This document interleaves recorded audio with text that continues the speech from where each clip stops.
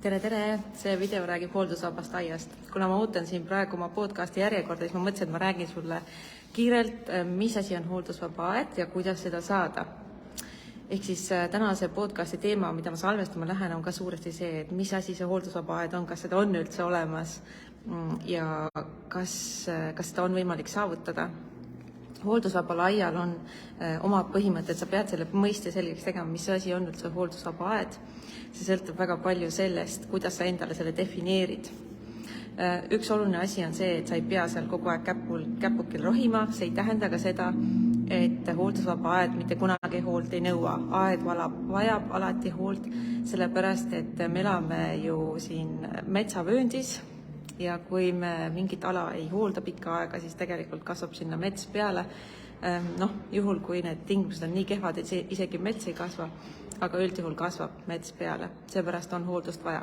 Ja mis selle hooldusvaba aia põhialused on see, et see pinnas on ette valmistatud umbrohuvabalt, sinna on peale valitud taimed, mis katavad kogu selle pinna, seal võib-olla kasutatakse mingeid multse, mis katavad selle pinna, et sul on vähe tööd, vähe hoolt. Ja lisaks siis sellele taimevalikule, taimede planeerimisele, multsi kasutamisele ja pinnase ettevalmistusele. Sa saad seda hooldusvabadust juurde tuua ka läbi selle, et sa kasutad siis mingeid tööriistu, millega on oluliselt lihtsam sul mingeid töid teha.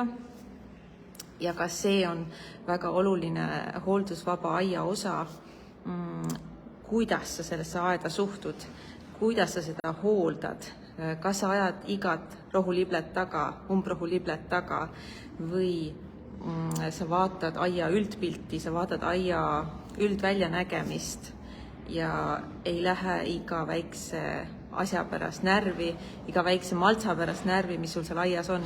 Küll aga sa võid närvi minna siis, kui sa näed, et kuhugi on naad sisse tulnud.